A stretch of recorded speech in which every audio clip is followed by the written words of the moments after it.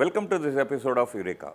We are going to have a very interesting and informative conversation with Professor Tapas Kumar Kundu, who is the Director of Central Drug Research Institute, a constituent unit of CSIR in Lucknow. Before we continue this conversation, let's take a look at his brief profile. Keep watching Eureka.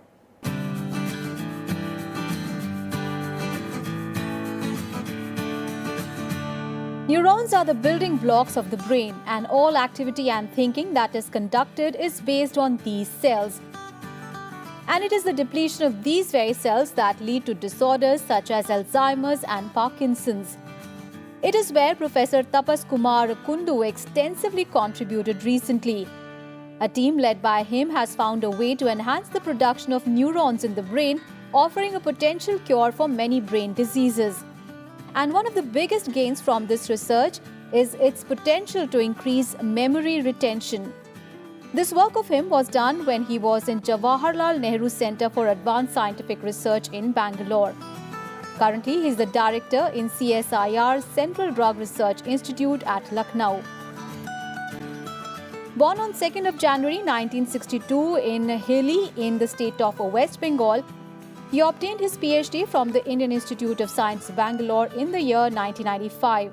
Following his PhD, he had a short stint as a visiting foreign research associate in the National Institute of Genetics in Japan, followed by a postdoctoral fellowship at the Rockefeller University, USA.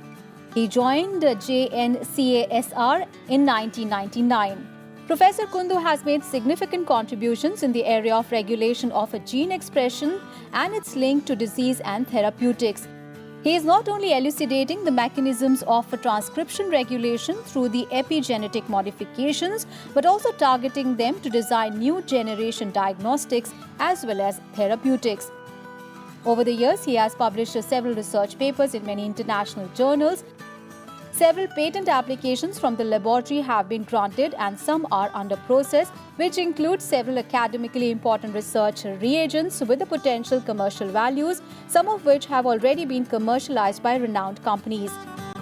He is the recipient of several awards. Noteworthy among them are the Shanti Swarup Bhatnagar Prize, the National Academy of Science Award, the Ranbaxy Research Award in the field of medical sciences. Thank you for being with us. It's a very wonderful opportunity, very nice institute with history before Indian independence, right? I mean, it's one of the oldest research center in India. Soon after the independence. It's as old as our republic. In Absolutely. Yeah. Absolutely. Let me start with your work. I mean, your work, if one has to summarize in 3 words, is genes, diseases and therapeutics. That's right.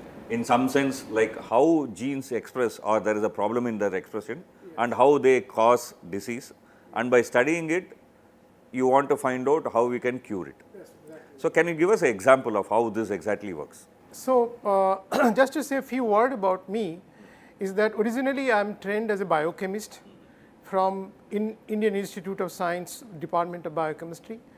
And then eventually I had 2 training, one is in Japan and one is in Rockefeller University, where I mainly learned the mechanism of gene expression. Once I came back to India, I got a job in Jawaharlal Nehru Center for Advanced Scientific Research. So I thought of that in my research there should be some turning and tuning where the fundamental knowledge will be definitely generated. But in addition to that, we can also have a scope to explore these, to understand the disease biology, where the gene expression is a very important phenomenon. For example, you see somebody has a cancer. Basically, cancer is a inflammatory disorder, metabolic inflammatory disorder. And the main thing what happen in the cancer, first the gene modification, that is the epigenetics changes, gene mutation happens, and all of a sudden cells are not dividing in your own body with your own law and rules regulation. It completely has a different rule. And so this is a different way of gene expression is happening. Okay. So if you can understand these fundamentals, then it's easy for you to know the disorder and to target that. Equally true for almost all neuro disorder. You take neuro disorder, it could be depression, it could be neurodegeneration, or it could be neuroinfection. And in all these cases, the fundamental thing happen, genes in your brain are not expressing normally as it's supposed to be. Okay. And that leads to the disease. Okay, if one has to use a very, very simple analogy, I mean, if one can look at the old times when you had music in tapes. Right. You know, if expression, what you mean is that when I play, I mean, it should play in the normal mode. Exactly. So your song should be properly heard. Yes. So but suppose if it is stuck and then maybe it is playing slow or playing fast or maybe. Exactly. That's a kind of. You see, here one important point to be clear, and which is connected to my previous work and which is connected to my present this fantastic institute, CDRI. So the fundamentals of gene expression, starting from the bacteria to the protozoan to human, fundamentals are very similar. Machineries could be different, and that could be the target. The fundamentals is, we have our gene, which is in a DNA molecule, and that is compact in a protein structure, and these genes has to open and close in order to, from the gene, RNA has to synthesize. So DNA to RNA synthesis and then RNA to protein or utilization of RNA for the gene regulation, we call the gene expression phenomenon. Very fundamentally, synthesis of RNA from the DNA molecule, the fundamental steps of gene expression, is also called, the technical language called the transcription. Transcription. That's what actually is called as transcription within the yes. gene studies. And this is, as you said very correctly, it could be deregulated. Deregulated in a sense, it could be stopped, it could be go slow, and it could be completely stopped, or completely get faster.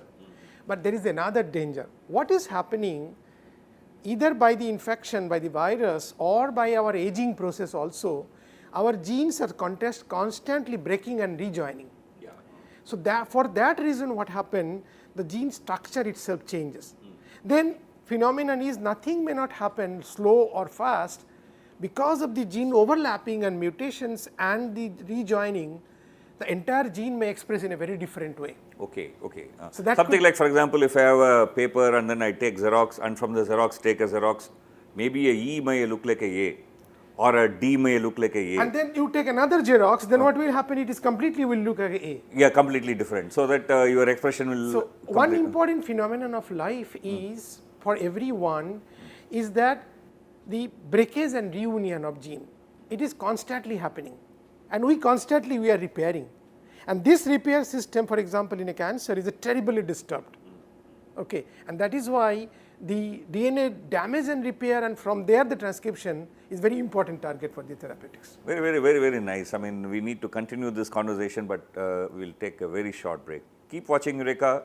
We'll continue this conversation, and perhaps we are in a breakthrough situation where a potential drug or a potential way to cure as of now uncurable Alzheimer maybe is possible. Keep watching Eureka. We are going to explore this after the break.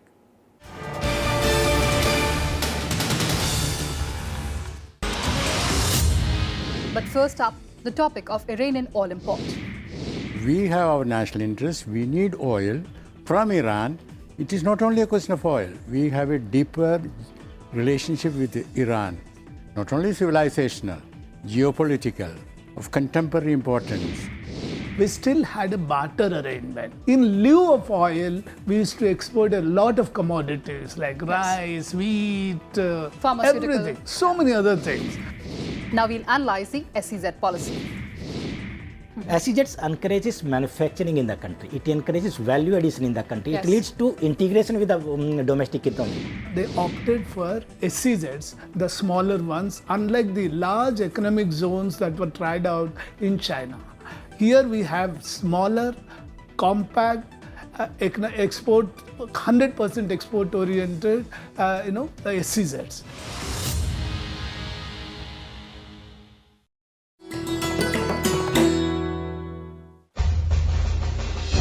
Enter the majestic forecourt of Rashtrapati Bhavan and you'll come across the Jaipur column. A gift to the Viceroy from Savai Madho Singh, the Maharaja of Jaipur, to commemorate the creation of the new capital. The 145-meter high column is crowned with 6 pointed crystal stars on a bronze lotus, and inside the stone shaft runs a steel tube which weighs a little more than 5 tons. The base of the column has text conceived by Lord Irwin and Sir Edwin Lutyens inscribed on it.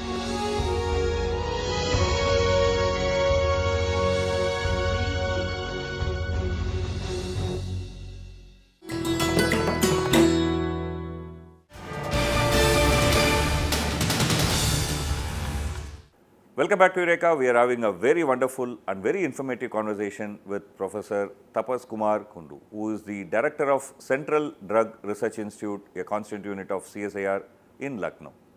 Let's come to one of your work, recent work, Yes. which is perhaps making a lot of people to sit up and watch, which is till now most people think that there is no therapeutics for Alzheimer. That is, once you get Alzheimer, maybe you have to survive, that's it, right? So you are trying to look at this from your idea of looking at gene expression, disease and therapeutics. How did you approach this? So in fact, I am a very humble transcription biologist and rather a biochemist. So I never thought of that I will enter in a field of neurobiology or the neuro disorder. When I came back to India, my group was trying to isolate the molecules from the natural sources which can target the epigenetic enzymes. Epigenetic enzymes means the enzyme which modify the DNA or modify the DNA associated protein like histones. And these enzymes play a very important role in our normal life as well as in abnormal life. So what happened then, I got a molecule which my lab could synthesize a molecule which actually activate one of the master epigenetic enzyme called P300 and CBP. And this enzyme activator is a small molecule activator, actually made a lot of news because this was the first discovery in the world that somebody can activate this enzyme by a small molecule. And our laboratory, in collaboration with my another neighboring laboratory in Jawaharlal Nehru Center for Advanced Scientific Research, Professor Ishwan Murthy's group, we came up with a glucose-based carbon nanosphere. So this is a non-toxic glucose-based nanoparticle or nanosphere which can cross the blood-brain barrier, which we had shown. Now we use this small molecule, what we discovered, along with the nanosphere, we could send it to the brain. Okay. And when we send it to the brain, it actually induced this enzyme in the brain. This also induced the process of neurogenesis, formation of new neurons in an adult brain. Okay. Which is kind of unthinkable. That You mean to say you did all this work on humans? all work was done in mice. All work done in mice. And then what happened, we thought of this and we did that memory test. We find that because of enhancement of this enzyme and the neurogenesis, the mice memory has increased. So when you mean neurogenesis, it's basically like, for example, instead of the dead neurons which die because of Yes. Alzheimer, Yes. new neurons form and then New neurons forms, or from the old neuron which is still retaining, and you will see the new branching forms. Okay. Okay. So this is what we find. And this made a big news on that. And then what happened, I thought of Eureka. I really thought Eureka, because we had been able to activate an enzyme which is known to be very important for brain function. This enzyme, by this time, science has progressed well. People have started predicting that it could have a very important role in the memory. So we thought if we activate this memory in a Alzheimer's disease mice, will it be able to activate the memory in the disease mice, and mice will be recovering from the memory deficit. Okay. And then what happened, I got a chance for the collaboration of Indo-French collaboration. And I want to tell you, this CEPIPRA project or the CEPIPRA program of Government of India, that is a DST generated program, and this is one of the most successful bilateral program. It supported my work fantastically with the Strasbourg University.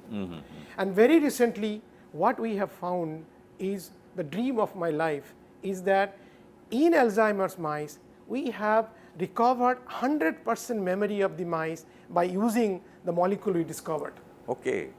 And we have now correlated that this recovery indeed because of the activation of the gene which controlled by these enzymes. Okay. So we are hoping really a lot that this is showing a new path. So this paper has just been accepted and published in EMO Molecular Medicine, and we are indeed very, very charged now. Very, very interesting. So which means number of challenges. Number one, some or other you have to take the drug through the blood-brain barrier.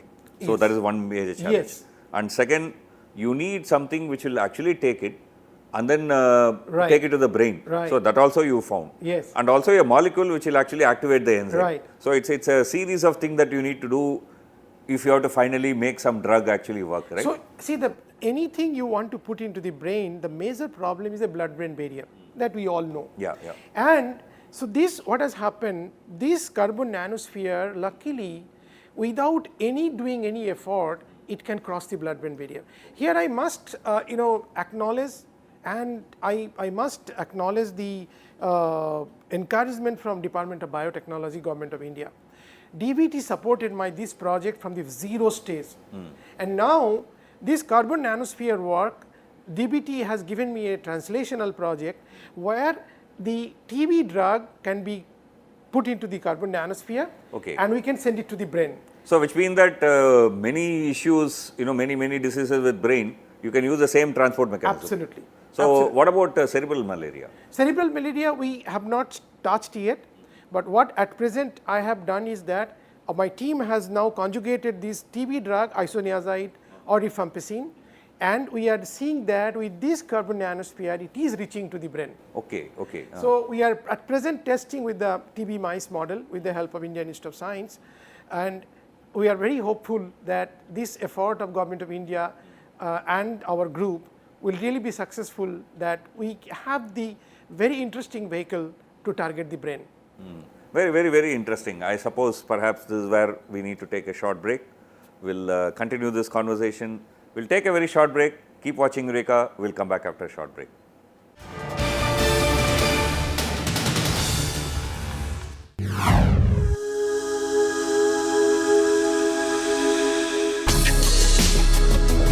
Tales that inspire. Stories of social change. A salute to diversity. Promoting public discourse. Events that motivate. Inspiring the innovative spirit. Watch Rajya Sabha television documentaries.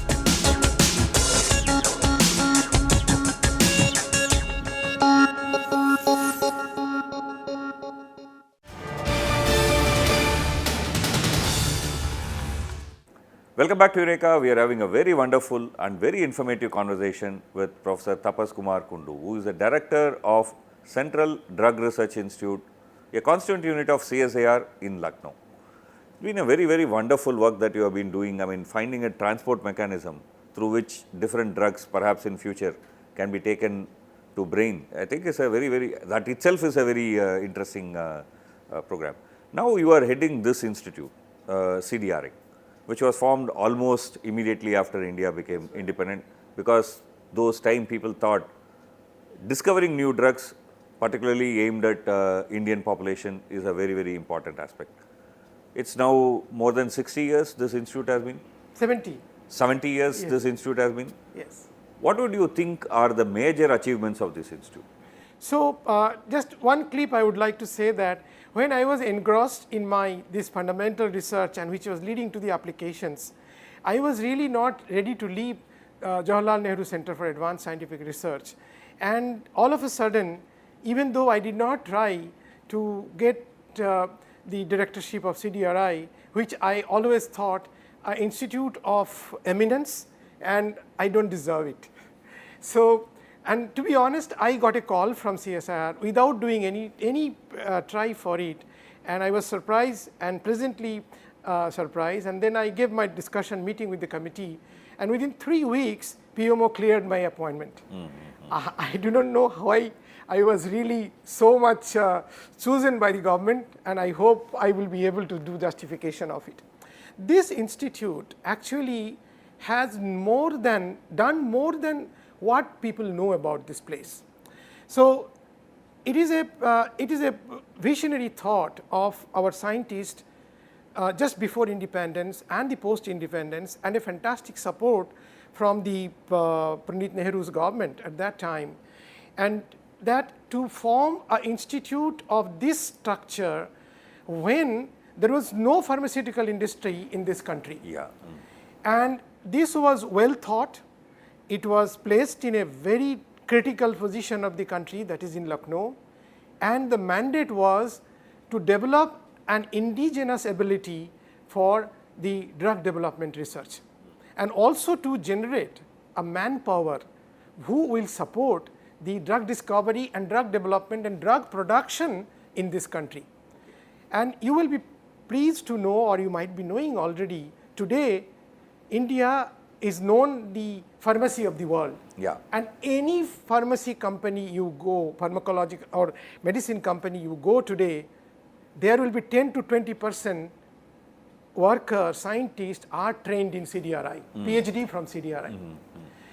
So this is the manpower this institute has generated. Not only that, 20 drugs has been approved post independently, and my scientists can claim 12 of them. Okay, all over India 20 has been approved, Yes. and of that 12 from this institute. 12 from alone. this institute. That's a very And several drug which was reached almost to the pipeline, 15 molecule, out of that only 8 has seen light of the day. Several molecule has reached to the final step, but could not be developed to the drug. And that has happened not because our molecule was low grade, not because the discovery was low, not because there was no taker to take it for the next level, which we have to meet up the gap. I mean, it's still happening. So, and what about the field? There was a need of the contraceptive. From World Health Organization it came. India's best known, rather the world's best known contraceptive, Cencroman, which is the discovery of this institute, which has almost zero toxicity. It's a non-steroidal, and that has now become part of the family planning program of Government of India. Another one is the anti-malarial drug, Artemether. That also our, the discoverer of Cencroman was Professor Nityanand and his team. He was again instrumental to being Artemether in this country with our neighboring institute CMAP. We developed Artemether. That is a first line drug again for the malaria today. And the malaria research in this institute is going fantastically. I have right now 2 molecules with my scientists which are waiting for going to the next step. One important thing what has happened over the period, institute has come up with a fantastic molecules, phytopharmaceuticals in the area of bone health, which is a very important for the aging population, women, and the fracture healing molecules, both as a single molecule as well as the phytopharmaceuticals. Besides that, the institute is known for its targeting to the infectious diseases where the other people are not planning to even look into because of less money there. And what has happened, this institute is focusing on, still from the inception, malaria, filaria, tuberculosis, so different other bacterial diseases. So the infection is actually lying in infectious disease is one of our target. Now we are also coming up with a few molecules in the cardiovascular. We are also coming up with the lipid metabolism, that is your like statins like thing what we are trying to come up with. Diabetes is another one coming up. I am very happy to say you something, that after I joined here, I am getting directly, indirectly lot of encouragement from the present government. And present government is asking me, think for the next generation CDRI. What is happening? Very good, continue. What is your dream about the next generation CDRI? That's a question that I wanted to ask. See, when the CDRI was instituted about 70 years ago, the condition in India was very different. Right. Our challenges were very different. Right. We were importing almost even the basic drugs. True. Things today have changed. I mean, we have Yes. become the pharmacy for the world, and almost all the And third we world have countries. contributed greatly to change this scenario. Yeah. And I wish those who are seeing this program that this institute, Central Drug Research Institute in the country, has immensely contributed to the drugs what you are getting in the store, even if we have not discovered it. That's I think a very important Very point. important. I mean, we have to apne ko pehchana hai. We should know us and we should give credit to us. But now, looking at future, Yes. We are moving into 21st century. Yes. The world has changed, India has changed, our expectations have changed. True. The disease profiles have changed. Yes, yes. Right? So, how are you gearing up to face the challenges for 21st century? What are the new programs? Yes. Here I would also like to mention one name here, that is the our Research Council Chairman, Dr. Rajiv Modi, who is also the MD of Cadila. So he is working very closely with me, and we are now formulating the next CDRI. Okay. And the next CDRI will be continuing the work and focus these, but we want to come up with 3 important areas. One is aging. We want to target the aging. Smart aging has to happen in India. And we also want to see the aging or aging non-related neuro disorders, because that is again is coming up in a big way. Third very important point is the infection, but infection not to target the bugs, rather to target the host pathogen interaction. Okay. When you are attacked by a bug, that bug is actually working to establish its pathogenicity, and it induces a lot of reaction within us. If we target the bug, the chance of resistance will be high. But if we target the response, chance of resistance will be less. So in these particular 3 themes, I would like to have the next phase of CGRI, and I am getting a lot of encouragement for that. And what I am planning is, now we can recruit 60 to 80 people. I have the vacancy. And these 60 to 80 people, 60 at least young scientists I want to recruit in these different areas, so that the fundamental understanding of disease biology in this area, so that the fundamental targets and the markers for this disease, as well as the therapeutics can come from here. When I mean therapeutics, I mean 2 things. I of course mean the normal chemical route and single molecule, but I also think very seriously and confidently that our natural sources, our knowledge of Ayurveda has to be taken into consideration and has to be used very carefully as a next generation therapeutics, where we will be able to say that, look, this is my ancient knowledge, this is the modern disease biology, and I have been able to take the ancient knowledge to target these diseases through the modern biology. That is what my dream is, and I have a fantastic group of scientists, I have fantastic facilities, very hardworking people, and I am very optimistic, rather I am fanatically optimistic. I think that's a note in which we want to end this conversation, and we really see that enthusiasm all around you, not just only on you, in the whole institute, right. It's abuse. Indeed. With this, we will end this conversation today for want of time. Thank you for watching this program. Keep watching Eureka. We'll come back with another conversation next week, same time.